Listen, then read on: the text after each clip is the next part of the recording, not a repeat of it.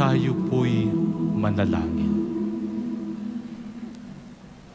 Lord, you have satisfied our hunger with this Eucharistic food.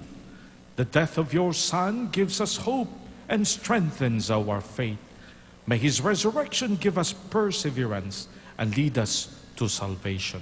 Grant this to Christ our Lord. Amen. Katulad ng sinasabi kong si Vincent, dumadating sa buhay ng taong pagkakataon parang hindi mo nakakayanin. Parang galit ang Diyos, para kang pinarurusahan, parang wala siyang pake. But Jesus tells us we have a God who loves, who is willing to suffer for us. Let's call on Jesus. Say it once again, Jesus.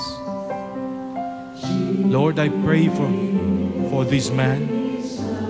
I pray for others who are losing hope. Let them feel that you are a God who knows the meaning of pain and suffering, and that you desire their healing and their well-being. Say it once again, Jesus. Lord, basbasan niyo po ang lahat ng mga may sakit na nanonood sa amin sa telebisyon. Ang lahat po ng mga may karamdaman na parang walang pag-asa sa buhay. Ipadama mo sa kanila na ikaw ang Diyos ng tagumpay, makapangyarihang tagapaglikha, tagabigay ng pagpapala. Ikaw ang Diyos ng kapayapaan at kaligtasan. Whisper His name as we say, Lord, sa araw pong ito, maramdaman po sana namin ang pag-ibig na nag-aalab sa inyong puso. Ang nag-aapoy na pagmamahal para sa aming lahat. Na nagtulak sa iyo upang angkinin ang aming pagiging tao lamang mapalapit sa amin at kami mailigtas. Lord, Bless those watching us on television. Those na naaabot ng ministry ito. Lalo-lalo ang mga kapatid naming nasa abroad. Lord, protect them from all harm and danger. Bless them with your graces and answer their needs. For you are God of glory and majesty. For you are the risen Lord. Mighty Savior, hear our prayer. Oh Jesus, in you we trust.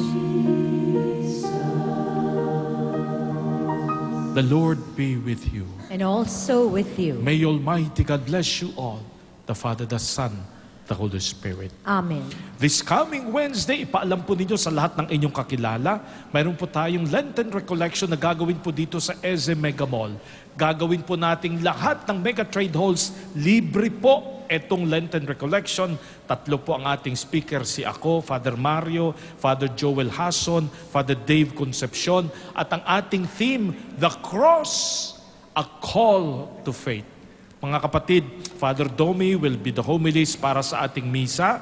And ito po, we have 30 priests na magpapakumpisal sa inyo. Lahat pong yan ay available ng libre this coming Holy Wednesday. Mang-imbita po kayo. Mag-umpisa po tayo ng alas 12 para sa assembly. 12:30 mag-uumpisa kaagad. Please come. This is a beautiful day and a beautiful time to appreciate the love of God para sa ating lahat. Go in the peace of the Lord. Thanks be to God. Lahat ng mga may palms sa gitna at dito sa gilid. Bibigyan lamang po natin ng space sa gitna. Yung iba po dito sa gilid tayo. Sa gitna po maglibre po tayo.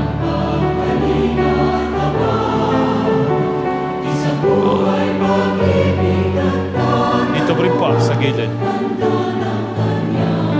Pipito, wag mo na. Pipito.